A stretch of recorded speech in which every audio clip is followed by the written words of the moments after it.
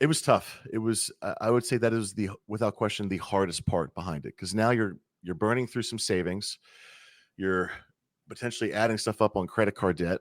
You're rapidly trying to bring in new business, and by doing so, it comes across to the prospect and lead as like, please, please, please come through and pay this invoice, please. Like Right. it can't come across that way. I mean, there were a lot of levels where I'm like, is am I going to make ends meet this month?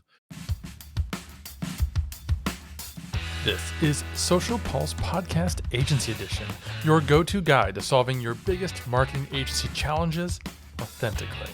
I'm your host, Mike Alton, and each episode is an honest and frank look at what agencies go through, from turning clients to tackling tech and ideas that you can apply to your own business. And now, the rest of today's episode.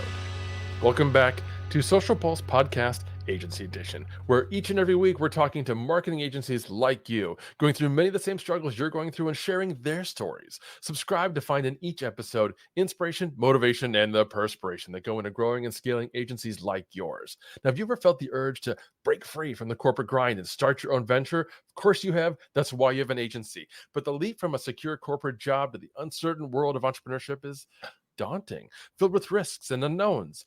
Joe Nyahay did just that, leaving behind a stable corporate career to build his own agency, a move that could have gone either way. But in just 6 months, it proved to be a resounding success. Today, Joe, the founder of LFG Business Group, joins us to unpack the lessons he learned from this dramatic transition, from overcoming initial fears of financial instability to crafting a successful digital marketing strategy and leveraging workflow automations. Joe's journey is a treasure trove of insights for aspiring entrepreneurs. If you're contemplating making a similar leap or simply want to learn from Joe's experience, this episode's for you. Hey, Joe, welcome to the show.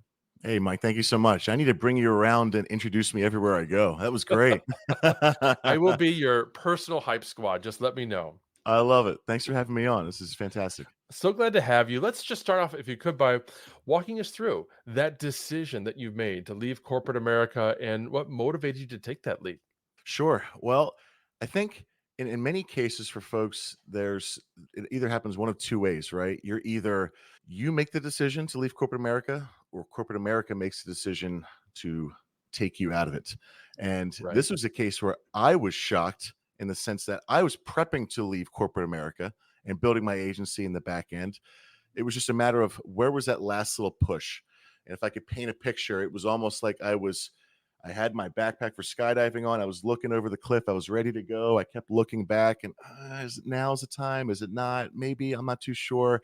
And just as I took my final look over, that's when the CEO of the last company kind of gave me the kick and pushed me off without me even knowing that it was going to happen.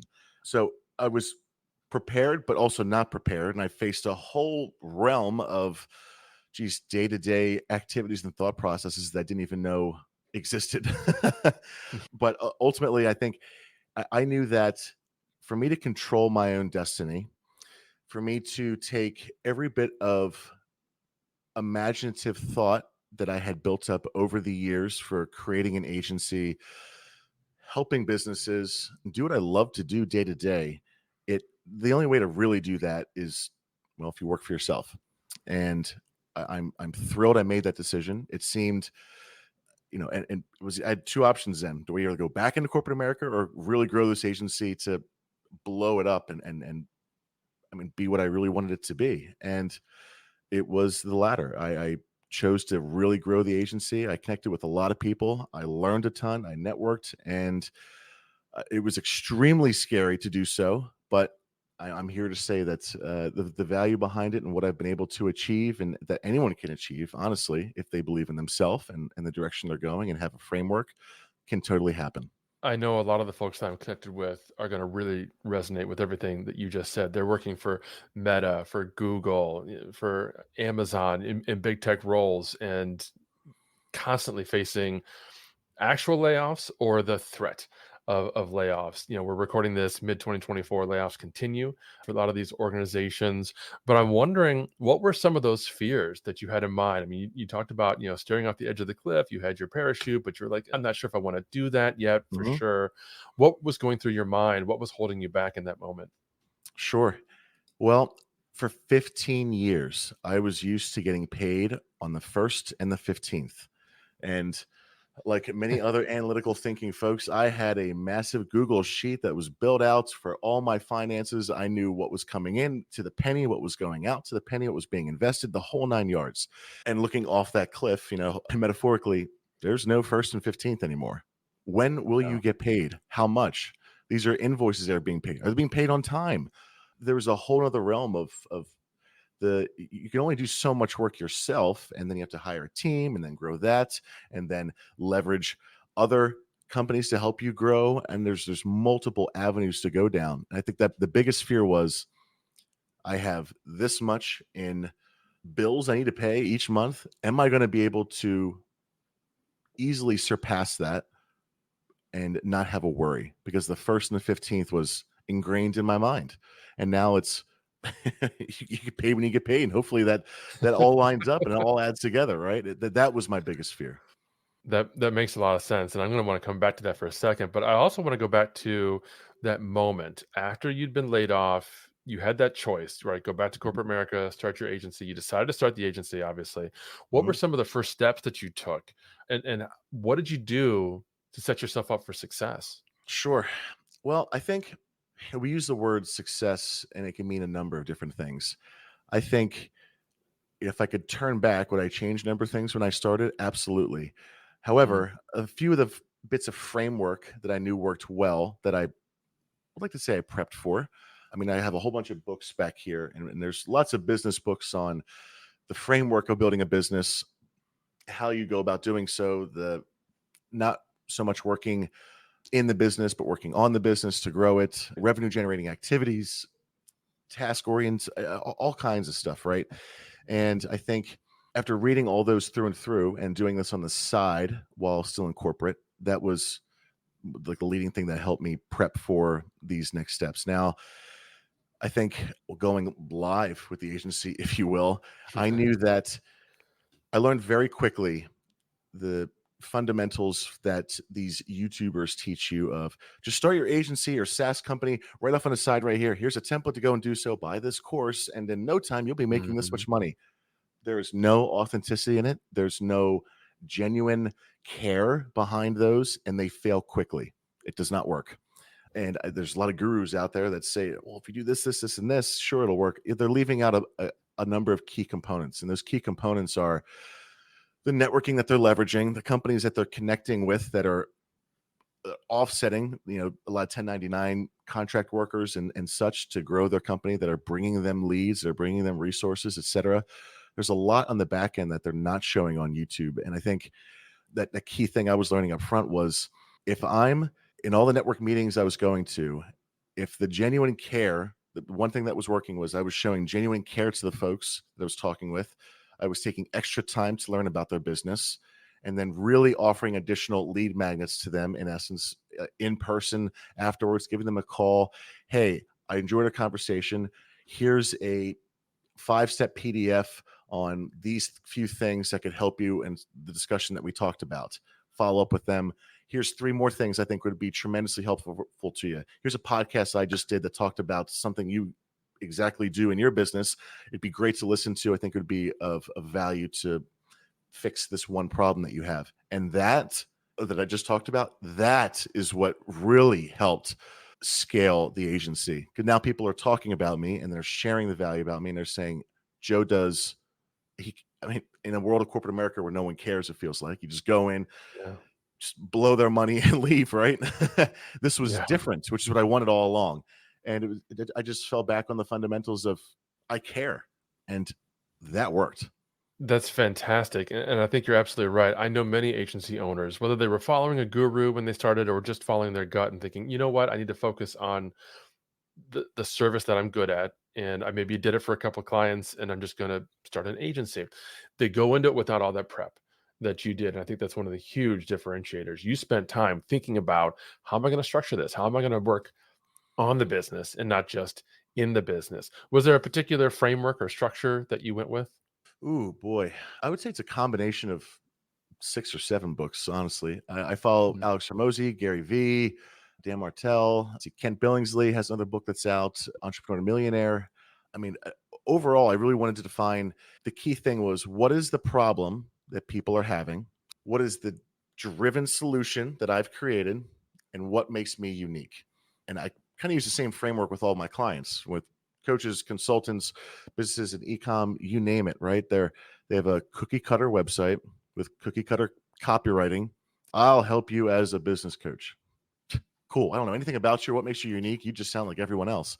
So when I redefined all of that, that was a key differentiator that had people going, like, oh, okay, as opposed to like, huh? What do you do? Like, what makes you different? Like, I'm on to the next. So really that funnel building mindset and learning from, I'll call them gurus, but gurus that have brought in hundreds of millions of dollars for their company and have proven it. I'll follow those all day. Nothing against young YouTubers with this stuff, but the guys that come out and saying, you know, you they have success with one client and they feel like they can make a whole company around that and try and coach on it. That's not how it works. Exactly right. They don't understand all the other variables that went in to make that one situation successful and may not apply to anybody else's. And I love that you've kind of brought this unique approach. I mean, running an agency is not a religion. There's not a prescribed way, that's the right way or the wrong way to do it. There's a lot of options, and you've looked at all those and you took the best parts from all of them, which is fantastic. I want to go back to the financial part for a second, because you touched on something that is a huge fear for anybody who's thinking about going out on a loan, missing out on those regular paychecks. How did you manage your finances in those early stages when you knew that income was going to be so uncertain? Great question. I probably leading up to that point, I had no idea what actual anxiety was. No clue. Never had it, Mm, was never fearful of anything. And always in my life, if I needed to make more money, I was able to find a way to do so. It was never a problem. At that point, when I was working with the finances and growing the business after corporate, found out what anxiety was. yeah. And I was constantly looking at the finances.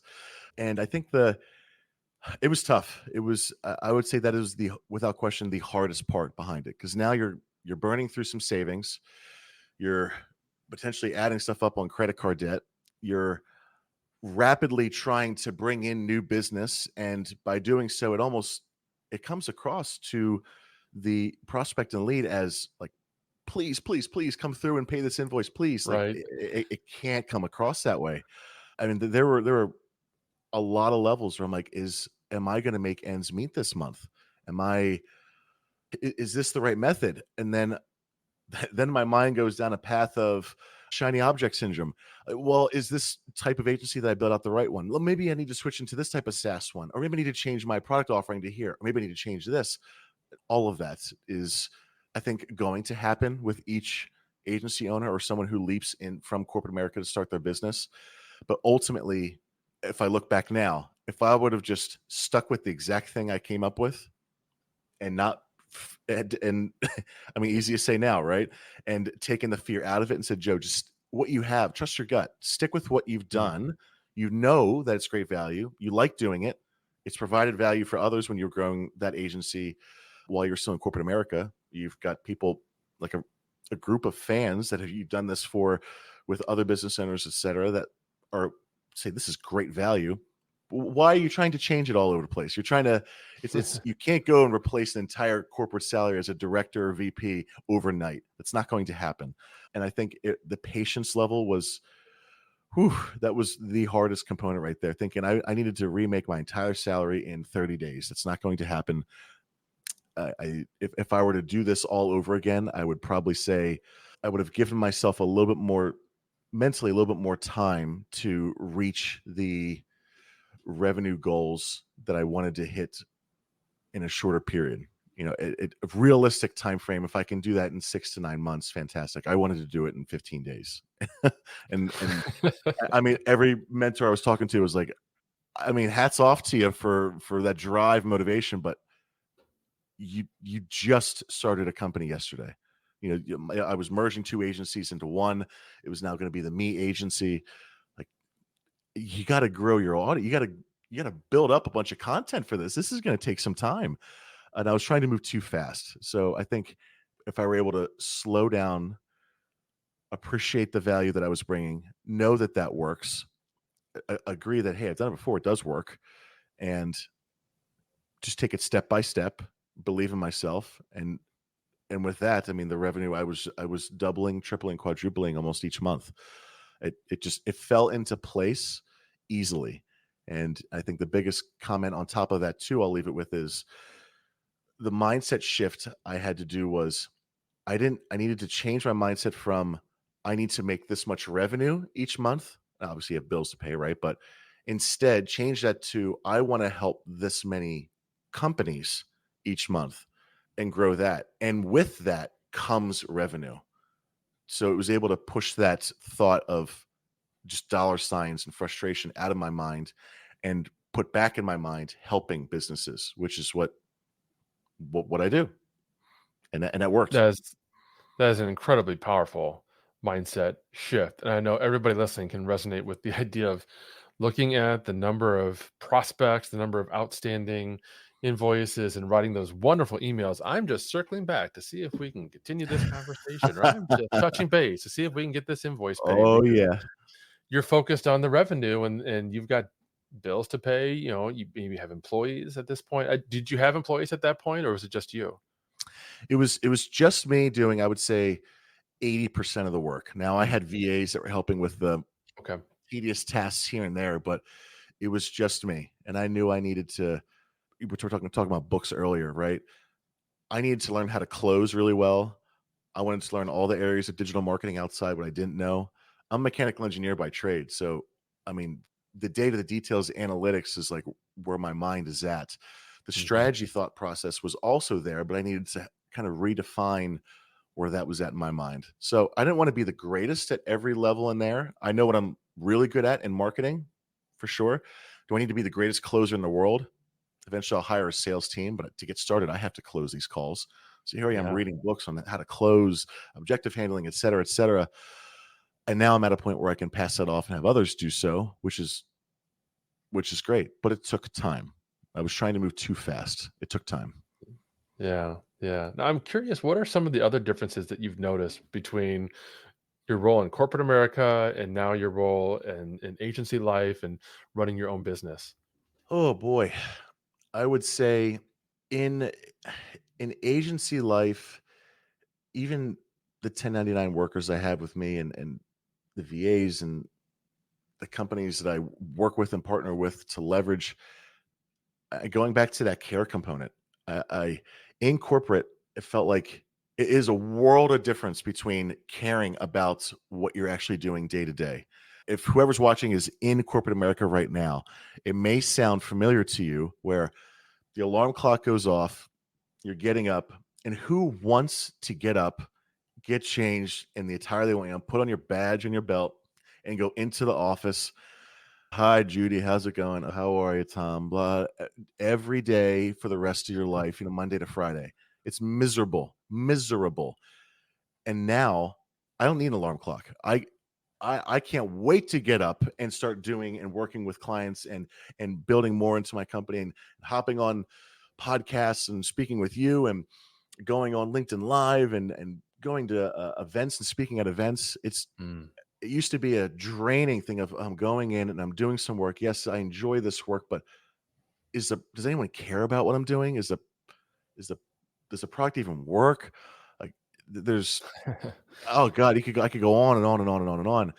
There's no validating aspects, very few, if any, in corporate. Where in agency life, I feel like once the ball gets rolling, and obviously if you have a good product and there's nothing scammy or snake oil about what you have, that validation is just like injected into you on a daily basis of great work and compliments and care and people wanting to speak and talk with you. And that replacement was like, this is great. This is why I live life. This is the fulfillment I've been seeking. And I would never go back to corporate. I think that's at the core of what drives most entrepreneurs. Folks, we're talking with Joe Nyahay about making the leap from corporate employee to agency owner. I've got just one more question. I've got several more questions, but one in particular that you're not going to want to miss. But first, let me share with you the story of another agency that you might relate with. One, I love social media. I love what we do. I love, one of my sayings is that I feel like we're changing the world one post at a time. And the positivity, it's just, who I am.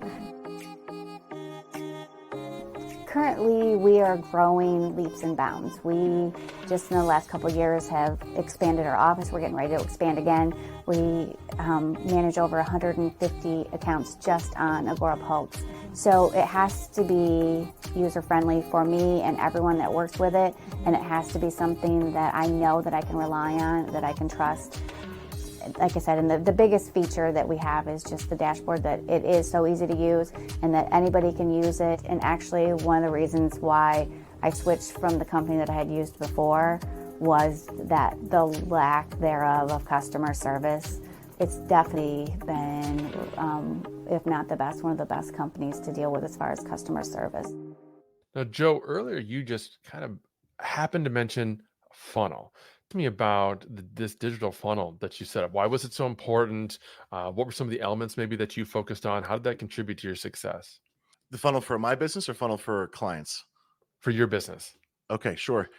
I think in when starting an agency, obviously it's a person of one or just a few helpers at that point, and there are so many aspects that could be automated and building out that funnel. So ultimately, how do people find out about you? Where's that top of funnel? Where's the awareness at? What stage comes next? And after I built out, I mean, I have a whiteboard here. I would just write down loads of ideas of what that looked like. And then once those ideas were all created, how can I automate all those ideas?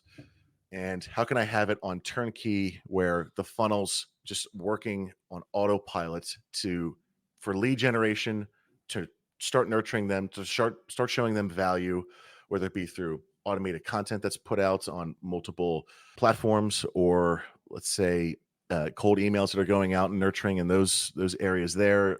Who knows what it could be? It could be a number of different ways, right? And once I kind of find all the different areas of how I'm reaching people, the type of content I'm giving them, the value that has to be behind it. Because it's another thing too. I was just starting to make content based on stuff that was on YouTube that had a high view count. No, when I changed that to just like, who cares about the Sony camera that's here and having an expensive guy on Fiverr edit all the stuff behind you? I literally started doing selfie videos where I would just be recording like this, walking down the street or in a lobby or working somewhere. And it skyrocketed because there was no script. It was raw, real, the care behind it, a couple, 3, 4 quick tips and such like that. But I learned, yeah, everything cookie cutter out there needed to be removed from my mindset. And if I just did it natural and authentic in everything I wrote down on my whiteboard for building my funnel and automating and connecting with folks, I would be saving a ton of time. It would be relating to the problem that they have. And ultimately there'd be a couple icebreakers in there where they would say, the goal would be, they would say, this is okay. I like how Joe has talked about this, and this. I want to learn more and schedule a call.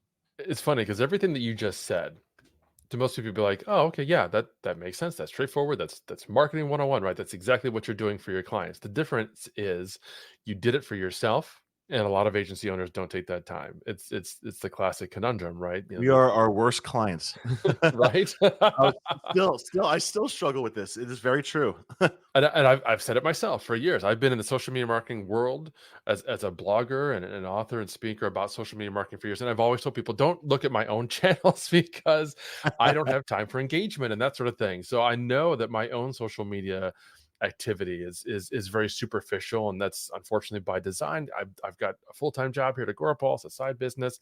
I don't have time to have a lot of conversations with folks on social media, which is what you should be doing. So I love that you're really differentiating yourself in that way by saying, look, I was doing these things, which is what I'm already doing for other clients. And I'm applying what I know about marketing and learning, which is another thing that I thought you mentioned that was really powerful.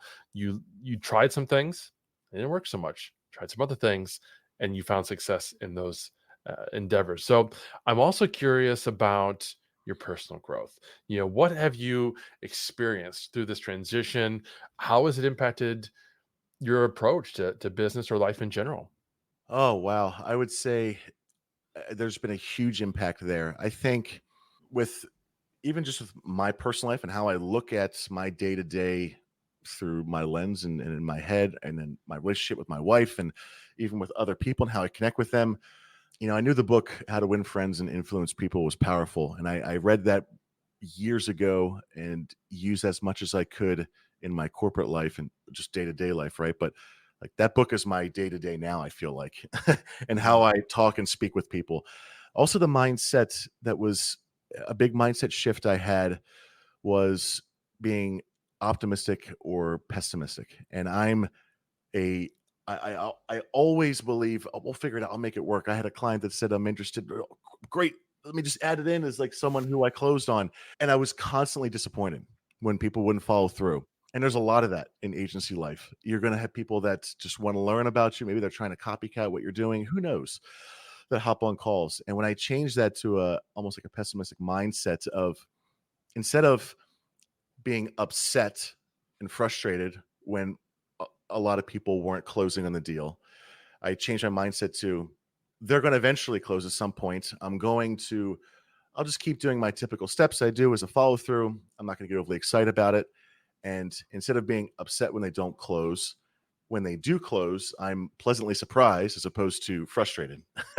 And that shift just in business, I feel like, was one where a load of stress was really lifted off my shoulders, especially in the early days too. It was better to be pleasantly surprised of constantly pushing out as opposed to expecting everyone to close on what I had to offer and then being like, what the heck is going on? Come on, I was expecting this. I'd planned for this person to purchase and do this retainer, et cetera, et cetera. But I still keep the pessimistic mindset, or I'm sorry, optimistic mindset in my day to day, if you will. I need to know when to turn on and off, and if that's makes sense. Yeah, well, this is the real challenge when it comes to running a successful agency, because you said it best earlier that you deeply care about your clients. That is one of your main differentiators. That's it's not only between you and corporate America, but you and many other agencies who just they don't really care about their clients, or at least they don't come off as caring. But to your point, you want to show empathy with prospects when you're having discovery Oh, yeah. calls and that sort of thing with them, but you can't care because that's too emotionally damaging when nothing happens down the road. So that's a challenge, right? To your point, where we have to figure out where is that line. When do we start to truly care about them? Well, it's when they sign the contract, when they become an actual customer, then we can invest in them Yes, emotionally and professionally, and have that caring about their business and their outcomes. that's right. They are not a client until they pay, and I feel like that has been ingrained in my head. I kept saying, "Oh, I got a new client. I got a new client. Did they pay? No, they're going to. They are not a client until they pay." And they pay in advance, right? We don't do the work and we pay later. No, yeah, I do an onboarding fee that gets them in the first month, and typically it's a retainer. Then on after, either it's for 2 months of work or 3 months of work, whatever it may be. Perfect. I'm wondering, looking back, Mhm. what would you say are the top three lessons you've learned from leaving corporate America and becoming an entrepreneur, becoming your own agency owner? Patience, one that I brought up earlier. I was trying to move too quick. I think another one would be believing in yourself. Now, I'm an avid person who is a go-getter and say you can make it happen. I'm climbing the tree. All this motivational stuff in the background we've learned, listened, heard, etc. We could listen to hundreds of hours on it, but at the end of the day, are you truly believing that the contributions you're making to grow your agency are going to meet that milestone target goal that you're trying to achieve? And what is that milestone target goal? If it's a monetary one, my suggestion would be to switch that from a monetary one to a quantitative one of how many, instead of how many dollars I'm making, how many clients can I help, and to build a team, a group of raving fans who enjoy the value and want to keep telling other people about that. And then I would say another one would be three lessons you've learned from leaving corporate America. Thinking here. I guess the value of time was another one. I think time is our most valuable asset.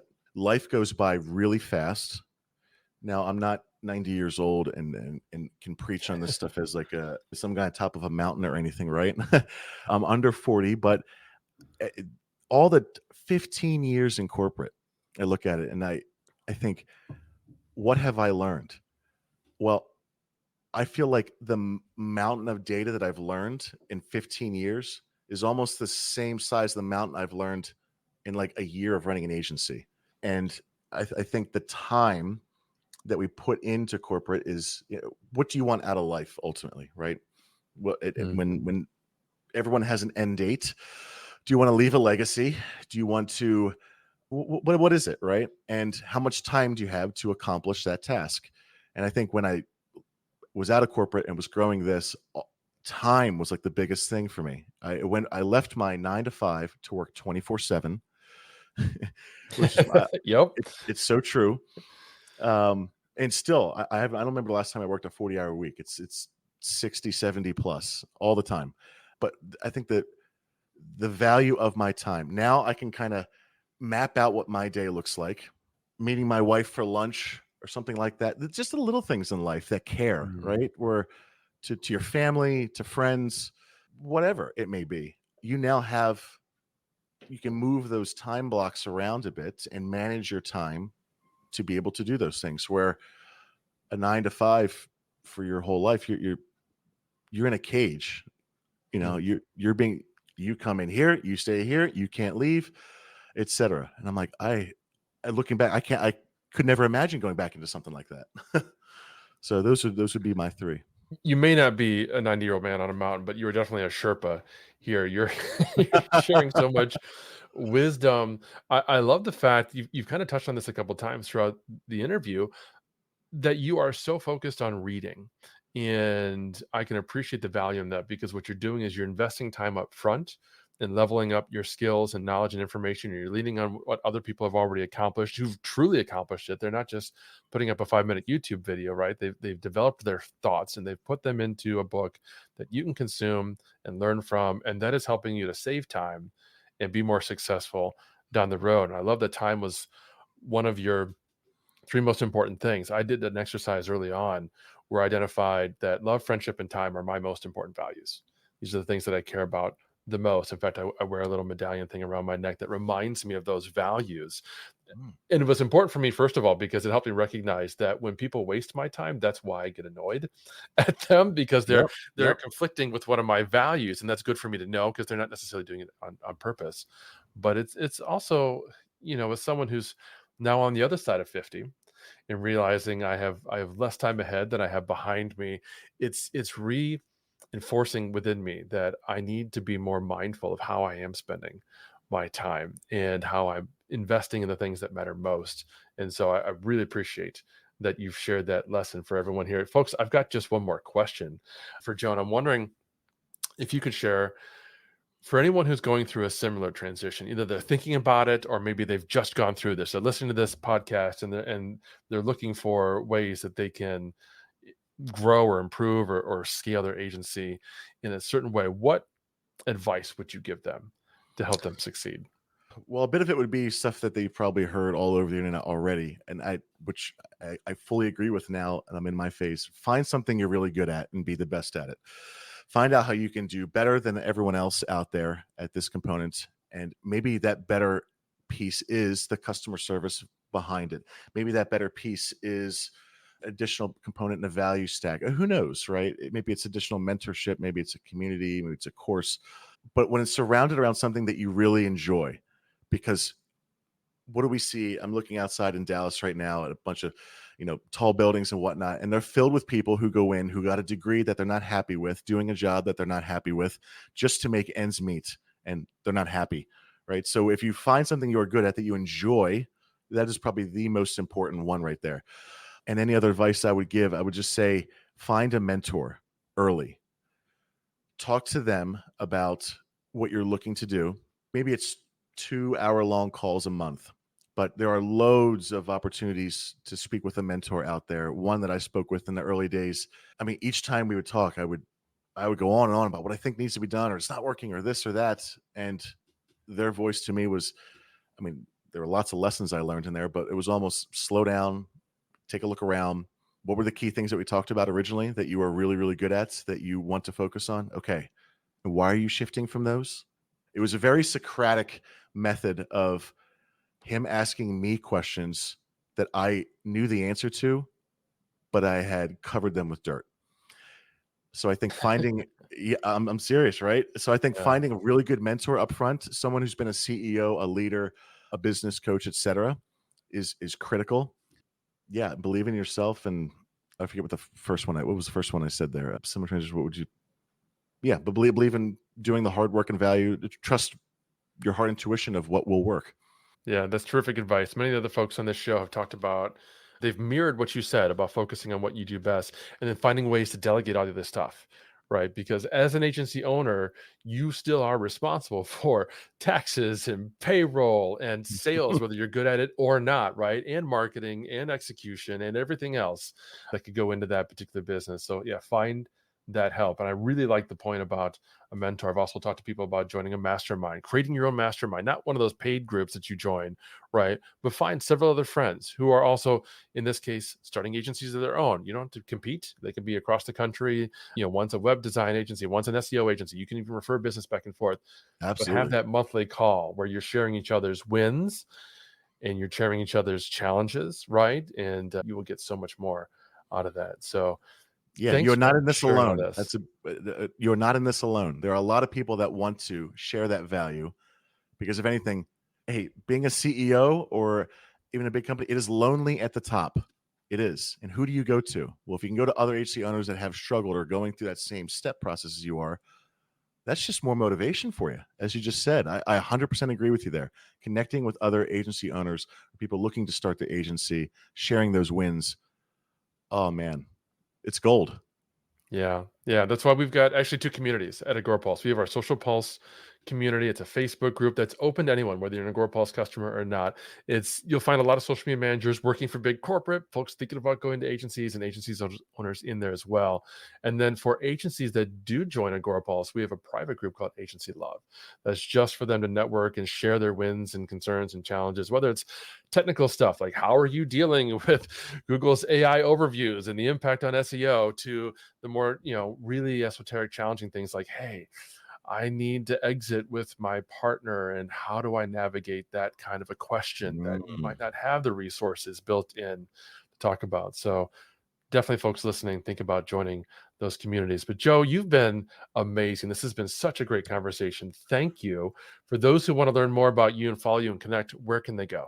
They can go to lfgbusinessgroup.com, and on there, if they want to have a free audit on their site, I'd be happy to do that for them. It is the main call to action on there. Or LinkedIn, geez, Instagram, Facebook, all the above, right? I think they'll provide those links. But I'm always posting content of value for helping businesses, coaches, consultants, etc., e-com stores, and in growing and converting their funnel. Fantastic. You'll find all of those linked in the show notes. Anything else that we talked about today. That's all we've got, friends. Thank you for listening. Thanks, Joe, for joining us. Don't forget, please find the Social Pulse Podcast Agency Edition on Apple and leave us a review. We'd love to know what you think. Until next time. Thank you for listening to another episode of Social Pulse Podcast Agency Edition, hosted by Mike Alton and powered by AgoraPulse, the #1 rated social media management solution, which you can learn more about at agorapulse.com. If you enjoyed this episode, please subscribe on your favorite podcast player and be sure to leave us a review. Your feedback is important to us.